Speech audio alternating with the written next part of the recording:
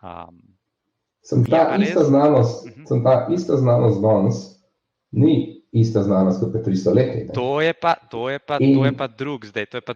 In zdaj danes se meni zdi, da ne moramo pričakovati, da bo en človek z normalnimi resursi bil super genij in bo nekaj naredil, ki bo bil en full velik.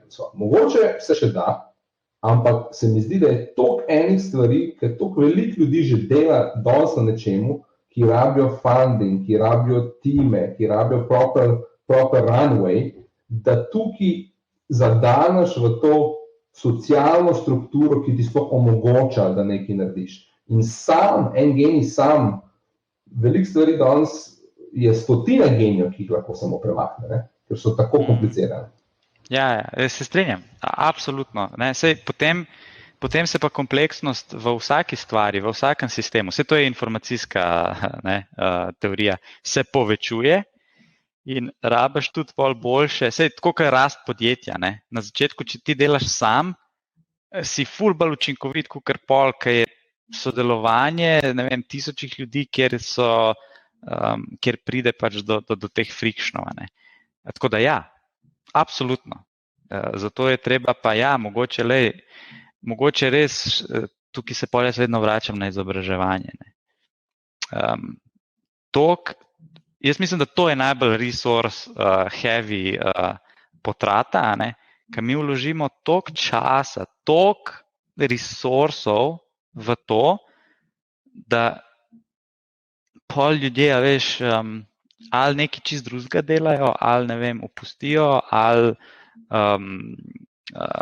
ne delajo pol v tej smeri, ali so se učili 80% stvari, nikoli več ne rabijo. To je, mogoče bi kle mogel začeti z upravljanjem z resursi. Ker če pogledaš tudi nas, posameznike, koliko smo mi časa porabili v procesu formalnega izobraževanja, pa kaj je bilo res učinkovito, je to bilo, mogoče. Pa ni bilo tako hudo. Pa nisem jaz največ šole, ampak meni se zdi, da Luka z največ šole. Ki zagovarjajo to stran, jaz pa z najmanj. Pa nisem jaz največ šole, ampak meni se zdi, da je, ta cela osnovna pa srednja šola se mi zdi, da tak nek, tudi če se učiš neke stvari, ki mogoče niso relevantne, kasneje se učiš nekih načinov razmišljanja, ki ti potem pomagajo. Ne, jaz sem tukaj ful kritičen. Ne. Katastrofa. Pustimo dalje, kaj samo uradno. Zašli smo v debato v šolstvu, kjer bo... Ampak glede teh resursov se mi pa zdi, pa ne vem, zakaj nimamo več kemikov. Pol že ni dovolj povpraševanja po kemikih. Če bi bilo dovolj povpraševanja po kemikih, bi jim šle plače ful gor, bi to naenkrat postal cool poklic, tako da je, na primer, programerji, to je včasih tudi bilo, da je tam, nek geek, nekaj na računalniku tipka, danes so pa cool, imajo ful dobre plače, ful dobro živijo, naenkrat hoče biti vsak drug programer. In tako bo verjetno, ko bomo rabili kemike, bomo imeli pač dovolj kemikov. Se strinjam, toliko je v New Yorku pametnih ljudi v finančnem sektorju, ne pa v nekem drugem, je totalen dokaz, pač kaj mi cenimo. Tako je, to je človeštvo, to so pač ljudje in kako je že Canker rekel, narod si bo sodbo sam napisal. In tudi mi si bomo svojo prihodnost sami napisali in pač bomo videli, kam nas bo to pripeljalo.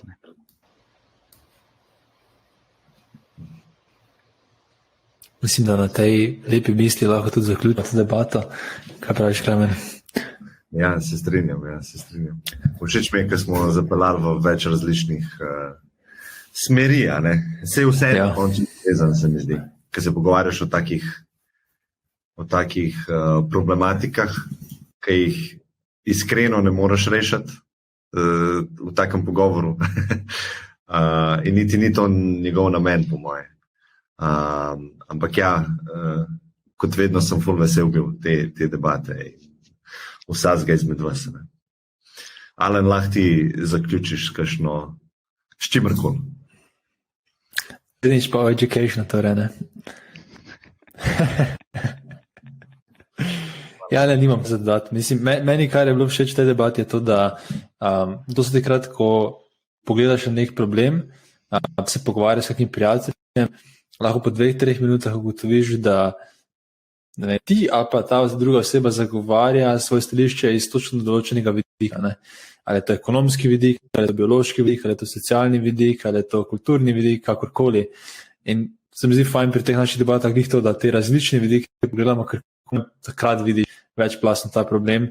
In tudi ta problem ni samo ekonomski, ni samo okoljski, ampak je pač res večplasten, teda smo ga fajn razdelali, nismo pa ga rešili, ker ga pač rešiti ni možno tako enostavno.